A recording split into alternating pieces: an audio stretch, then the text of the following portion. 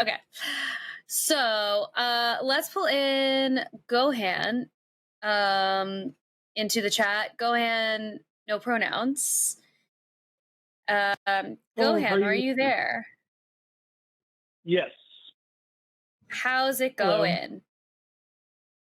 Good. How about with y'all? Seen better We're days. yeah, we're doing okay. So what I just got I literally sorry, I got distracted because I got a text and it just says I have annoying news. So I'm gonna put my phone on do not disturb. That's a good boy. reminder because I don't want to know. Nope. Anyways, I'm sorry. Go ahead. What did you want to talk about today? Well, I was also going to just say, no worries for y'all. Like every time I call in, I'm always nervous as well. So it's like, yeah, you guys are on edge kind of because like what's been going on in the world. I'm on edge because it's always a little nerve wracking to talk on the phone. So maybe we're not in the same spot, but at least I feel a little bit of what you guys are feeling. Cool. So give it to us. What are you calling about today? So I was calling to talk specifically about bodily autonomy. The way I view the argument of abortion, it can be broken down into two sections. One is about personhood, and the other is about bodily autonomy. I was going to skip the whole personhood debate and just focus on bodily autonomy. Great. All right. So one question I have, would you guys say that bodily autonomy is like an absolute right or absolute right? I don't think it's an absolute right, meaning there's no exceptions to that rule. And the first thing that I thought of when you said that is usually when someone calls in and they want to talk about bodily autonomy and abortion and they're not in favor of abortion access, the next thing they say is sort of like related to the mask mandate. So it's like bodily autonomy is okay when you're going to kill a baby, but then when there's a mask mandate, then blah, blah, blah. So like that sort of thing. I think that there are exceptions to full bodily autonomy. I think that you should not be allowed to harm another independent living person. Yeah, I think I would also add, I'm not sure that anything is typically absolute in law. Like there's usually exceptions because bodily autonomy is like a legal concept, right? Usually. Yeah, And I'm not going based off of law. I'm going based off of like how y'all think it should be. I know like should, but I'm going more of like morals instead of legal. Well, I don't really care personally about the morals of it because I think, quite frankly, like morality is kind of subjective. We're all going to come to different sort of calculations about the morality of any kind of act, including abortion. And so I really care about the like legal framework around the human rights way more than the morality. I actually like don't care about the morality conversation at all. If you think abortion is immoral, then I don't really care about that. You have a right to think things are immoral. Yeah, I think that's fair to bring up. Like you kind of want to focus more on the legality of it because everyone has different opinions on morality, and it's really hard with the topic of abortion to stay in like one lane instead of jumping around because it's so easy to jump around to different topics. So if it kind of helps us to steer the ship a little bit better, then I'll switch more to legality, but with the understanding that whatever we try to base on, like whatever we try to say is legal, has a backdrop of morality on it. Do we agree with that or no? If not, I'll just skip it. Kind of. I mean, like, yeah. Sorry, go ahead, Alyssa. I didn't mean to. I don't know. I don't know if.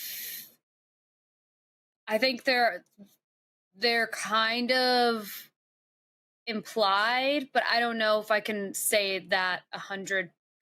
I think, like, I don't know if that's really like a precedent that we have to confirm to have this conversation. Like, we can talk about bodily autonomy from like a legal perspective, meaning the bodily autonomy that we are entitled to have,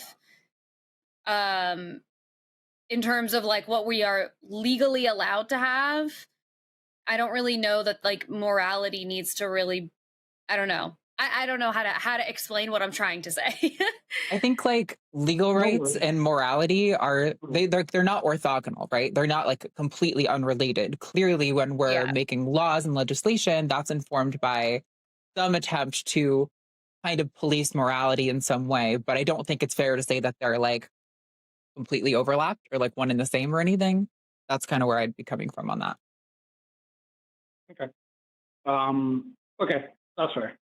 Let's just jump ship with that then. I think we're fairly close with agreement on that anyway, so it doesn't matter too much. Let's talk about Alyssa. I think I'm sorry. You said there were limitations that you saw fit with bodily autonomy. Yeah, like I think if you are like I don't have bodily autonomy to the degree that I can swing a punch at somebody else and say I'm just expressing my own bodily autonomy. You can't tell me what to do. That doesn't make any sense. Okay. Bodily autonomy doesn't apply there. Okay. And Arden, I think I heard you say something very similar. Yeah, I don't really think there's probably any like legal absolute with bodily autonomy. I'm sure there's some exceptions that we could think of if we really sat on it. But generally, when I'm talking about autonomy, I'm talking about like some sort of like extended, prolonged use of your body to some degree against your will. Like, I don't think like a vaccine requirement to go to school would count as bodily autonomy because you don't have to go to that school, right? There are other options there to avoid getting the shot. Like there's still freedom in that framework. And same with masks. Like if you don't want to wear a mask, you don't have to go outside. I don't know if I would say that violates your autonomy in my eyes. But like if your baby's already born and somebody's like, I'm hooking you up to a machine. Now for the next 6 months, your blood is going to be filtered through their body and that's how they're going to stay alive. That would definitely be violating your autonomy, right? Because after that, like you're not having a choice. You are being used as a tool for this other person. Yeah, I agree with that. So I think then I'm ready to get more into the meat of the argument. I'd say that bodily autonomy gives you the right to not save somebody's life or not keep somebody alive, but bodily autonomy does not give you the right to kill another human. What if that Unless baby is there's violating high my risk bodily severe- autonomy because it depends on my body to be a viable life? So that Yeah. baby, So, yeah, that fetus is violating my bodily autonomy. sorry, I think I finished my sentence too early. I'm sorry. So you're not Sorry, go allowed ahead. to kill another human. No, it wasn't you. I just finished too early before I finished my thought. You're not allowed to kill another human unless there's high risk of severe harm. And even if it is like a 4-month-old baby who's violating your rights because they're violating your bodily autonomy because they poke their finger in your eye. I don't know. That definitely violates your bodily autonomy, but that doesn't give you the right to kill that human.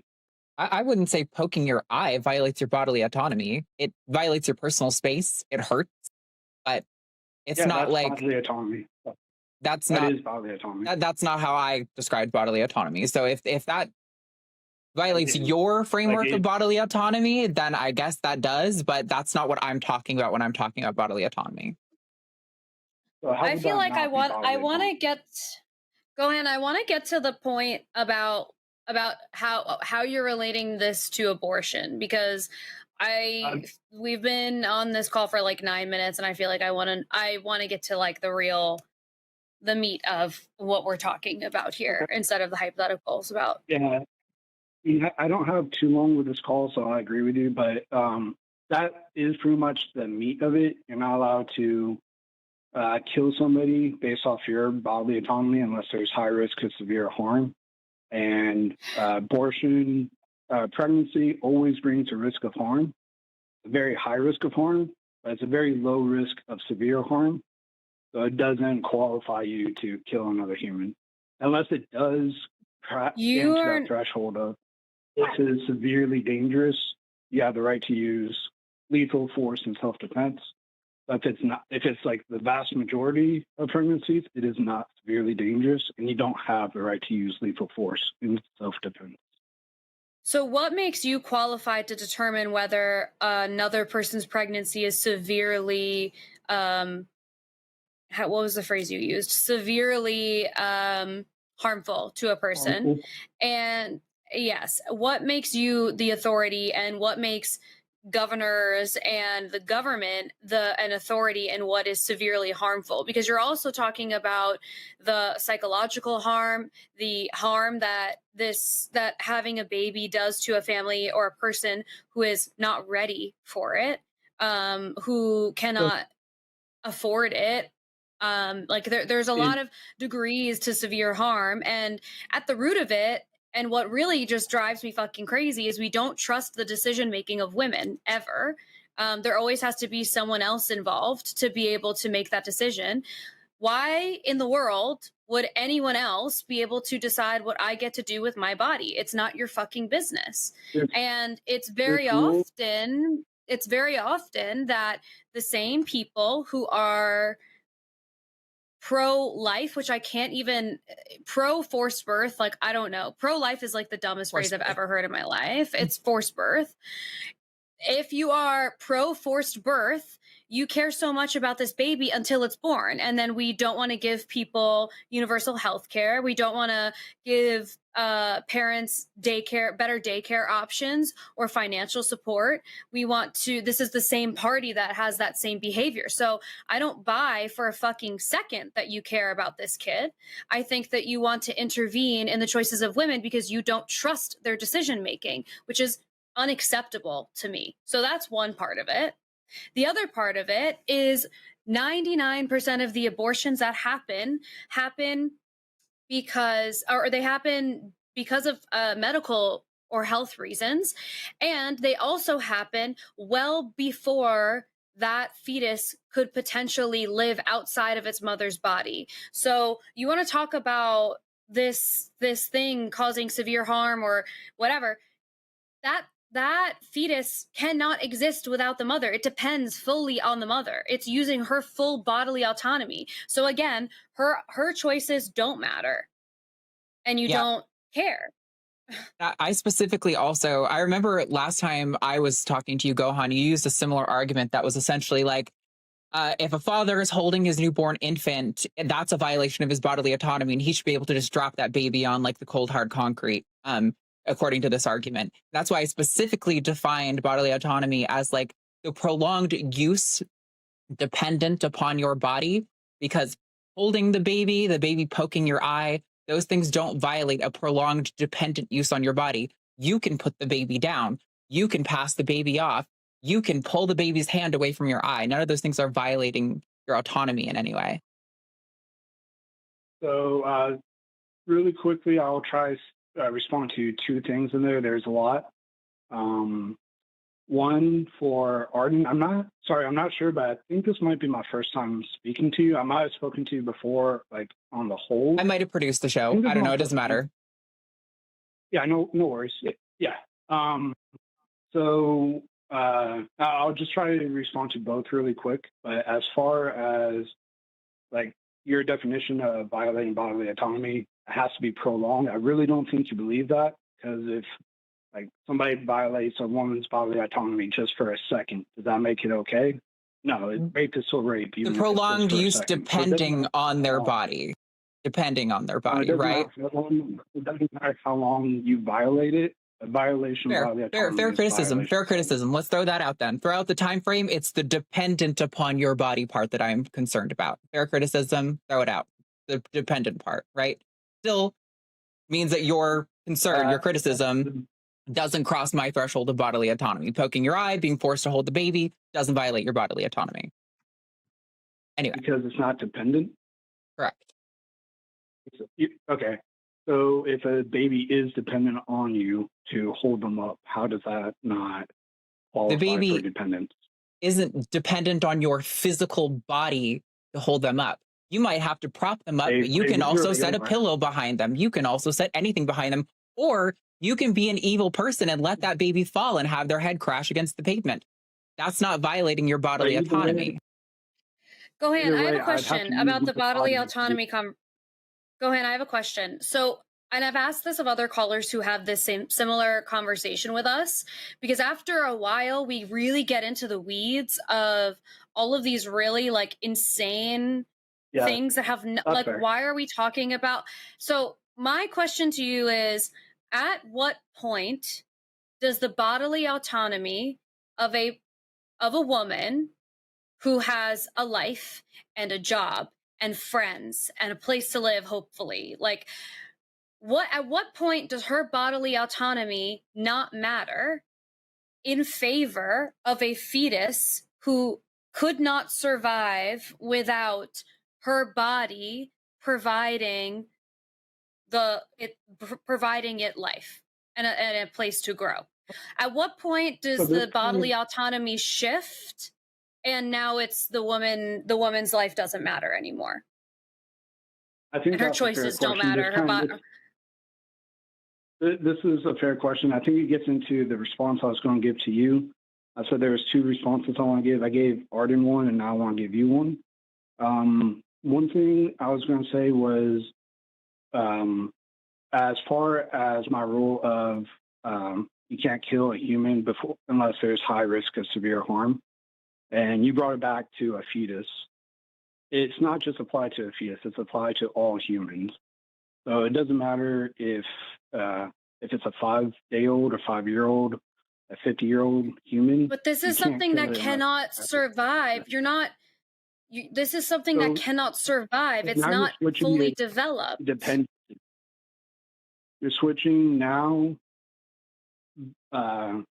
use of lethal force to protect bodily autonomy, not based on lethal harm, but based on dependency of that human. Is that correct? No one is aborting a baby that if you took it out of a woman's body at that time, it would survive without her.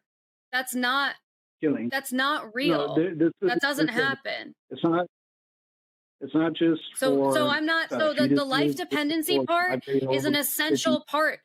Go ahead. The life dependency part of it is an implied essential part of this conversation, because abortions don't happen at a part of a pregnancy where that fetus doesn't rely on its mother's body any longer. That's not how this works. Get into that, but I'm going to say, like, if you want, we can go down thought experiments of which are very likely, where a 5-day-old human is completely dependent. I don't want to go through a thought experiment of a 5-day-year-old human, because that's not realistic. What I'm talking, and that's not what this conversation is actually about. No, it's not. No, it's not, because an abortion, removing a pregnancy is not the same thing as killing a 5-year-old child. Go ahead, be so fucking for real. Really? So you think those are the same? Last time I called into the show, I spoke to you and Promise, and Promise kind of had a similar response, but she eventually agreed to go with the thought experiment, but then she gave me another thought experiment, and I think it was more of like, does she have the right to, do I have the right to take blood from her if she causes an accident? I don't know if you remember that. If Promise ever listens, she could let me know if I'm wrong on this. Which she has a few of those arguments where she thinks of herself. Yeah, I know the hypotheticals you're referring to. What about them? So I think I have two questions based off of this, and then I probably have to go. But I want to say thank you guys for being good conversationalists. But one thing is why, like, Promise was able to accept both hypotheticals and engage in both. She was much more patient than I feel at this time, Gohan, because there's the problem that I'm having with this, and the problem with all of the hypotheticals in the world, is I, for the life of me, cannot understand why you, Gohan, no pronouns, by the way, in Texas, You got it. gets to decide what all of the women everywhere else in the world do with their bodies. Do you believe, Gohan, in universal healthcare? You want to talk about you want to talk about hypothetical conversations and thought experiments? Do you believe that healthcare is something that all humans deserve to have, regardless of the income they have? You mean like a human right? Is healthcare something that all humans are entitled to have, regardless of if they can afford it or not? Quality healthcare for every human being. Yes. Hello? Can you guys hear me? Yes, we can hear you. Can you hear us? He dropped. Oh. I really had no patience for that today, because it's just like unfucking believable. It's the same. The actual cognitive dissonance between being a person who's, don't pretend for a fucking second that this is about children. Don't pretend for, as we have mothers being ripped away from their children, and these children are crying because they don't know when they're going to see their parent ever again. They have no idea where they're going, how they're going to get in touch with them. In that circumstance, we don't care because we don't know what their immigration status is. When in reality, I actually would like to know that if someone came up to me who was born and raised in this country, my parents were born and raised in this country, and they asked me, sorry, this is like a different little rant, but this has been on my mind all day. If someone came up to me and asked me for my papers to show that I'm a legal citizen, I don't know what the fuck I would need to show them. I don't know what are you asking me for? Literally, what are you asking me for? Yeah. I wouldn't know. You want my driver's license? That's like literally all I have. I don't know. So, but this is the same party that's telling me that they care so much about these children. No, you don't. No, you don't. You care about controlling other people's choices. You don't think that women are responsible enough to make their own decisions, even though women are told their entire lives, boys will be boys, girls are more mature, and girls, you just have to suck it up, don't worry about it. He just has a crush on you. They're more mature, they mature faster and earlier than boys. Then all of a sudden we get to be adults and we can't make fucking decisions anymore. Then we can't be presidents, we can't be CEOs, we can't be in leadership roles. But I thought we were the ones who were really mature our entire lives. Okay. And then we also are the people who have the responsibility in a traditional whatever nuclear family to raise an entire generation of people, because that's what moms do. And we also are primarily viewed as the people who are like teachers when kids are young. So don't feed me the line of bullshit that I've been hearing my entire fucking life. I'm up to here with it. And Gohan can fucking sit and spin, because I'm done. I'm done. And he caught me on a bad day. And I have no patience for it. It's great. I think I don't believe for a second that he or anyone thinks that being forced to hold your child is violating your bodily autonomy. I think that is a complete joke. And honestly, it's a little bit offensive, I think, to our intellect. Not that we're just like the smartest people in the world. That's not what I'm saying. I'm saying, like, even if I am sub average IQ, it's offensive to my intellect that you would think that I could buy that. It's so obviously stupid. And also on your note about like, oh, you don't really think of these fetuses that way. One of my favorite hypotheticals that really gets at this is like, imagine you are in a burning building, house is on fire. There's 2 rooms. You can only save what's in one room, right? In one room, there is a living baby 6 months old. In the other room, there is 10,000 fertilized embryos. Which one do you pick? If you have any kind of fucking conscience, it's really obvious. You pick the living baby, right? You don't actually value fertilized embryos the same way you do actual human existing life. Even if we said like 2 months developed embryos, I think most people would still pick the actual fucking human child. It's yeah, really embarrassing. It's the minute that it's a grown woman, and then we don't care anymore. Yep. and then suddenly it's her fault and she shouldn't have had sex and she shouldn't have gotten pregnant, and I'm like, I'm just I can't engage in that conversation in any, because the people who had that conversation with us are so fucking dishonest. Mhm. And I just like, you are also, to call a show and be speaking to women about it, like, just tell me you hate me to my face. Like, just say to like, just tell me to fuck off if that's what you want to do. Like, just tell us you fucking hate us, because that's kind of what you're doing, and that you literally don't care if we live or die. You Totally. literally don't.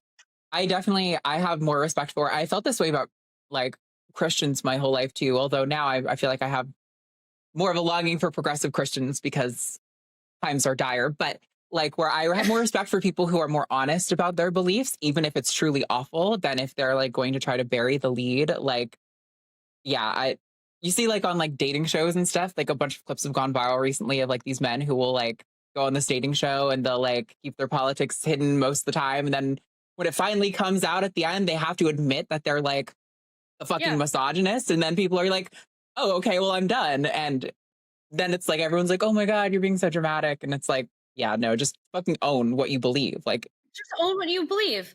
And like, I always think it's so funny that like people who are who vote, specifically people who voted for Trump, I think like it's a different thing for people who like historically were Republican, which is still, in my opinion, not great, but I can understand. But people who have voted for Trump and then are publicly not political, or are like, I don't really like to bring politics into the conversation. Again, politics in the conversation. right. Tell me you hate me to my face.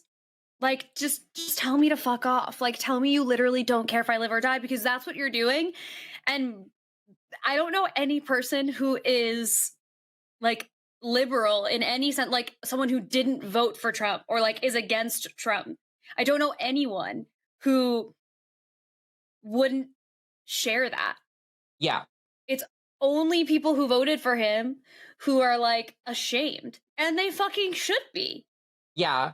I had kind of the worst. Listen, I think it's good to maintain relationships with these people if you have the mental capacity to, because that's how we're going to get them out of being radicalized towards like the awful shit they're into. But I think my worst crash out was with a family member who, in defending all this stuff, was telling me how much they love me. And I was like, honestly, don't ever fucking say that to me again, because it is so offensive to me that you are willing to advocate for a world that is demonstrably worse for me, that makes my life significantly harder and more stressful and more work for me, and then to turn around and say you love me. Those two things are in conflict. They cannot overlap in my book. That is not love. If you think that's love, I genuinely have so much pity for you. And that was definitely the worst crash that I ever had on a family member. And I low-key feel a little bit bad about it like once a week, but I'm like, and then I think about it and I'm like, no, I was totally right. You were so right. You're absolutely right. And as part of that too, like for the people who were very like very sure that Project 2025 was not, he didn't write that. That's not what he's trying to do. Don't worry. I'm not voting against you, because I'm not voting for Project 2025. I'm voting for Donald Trump for some fucking reason.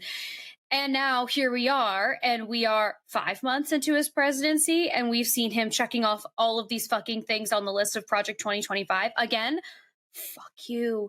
Fuck you. You didn't want to listen to the people who for years told you that this is what he was going to do. We said it. We said it. And none of us wanted to be right. None of us wanted to be right. I would have so much rather like eaten shit and been wrong for the rest of my life, and been like, okay, maybe we were a little alarmist. It was a lot. Like, we could have taken a lap, like taken a Xanax, had a glass of wine. We got no, but that's not what happened. Instead, we have a fucking police state and a government that actively hates everyone who is not rich white men. Arden. Yeah. No, I was also doing production stuff on the side here. I'm not gonna lie though. I'm just like having a little mental breakdown about it all. No, My little emotional support cow. not that I want you to be in distress, but I will say you did give me the best thumbnail options in this clip that I think I've ever gotten from you. You're Really? oh yeah. You give me some good ones. Some people in the cast don't really like give a lot of facial reactions while they're talking, and so I don't have a lot of material. You've given me some good ones, but those were the best. You were so twisted, like, so heated throughout that whole thing. It was great. I loved it. It was awesome. Because he immediately pissed me off. I'm glad we took that call first, because and that brought me right back. This cow, by the way, it has like little things in it. Like it's called Warmies, and you put it in the mic. It's like a heating pad. So you put it in the microwave, and it has like little beads in it. Yep. And it smells like lavender, and I'm inhaling the scent of lavender for my fucking life right now, bro. Because like I fuck with lavender so hard. It is my favorite. Me too. I'm trying to get it to calm me the fuck down.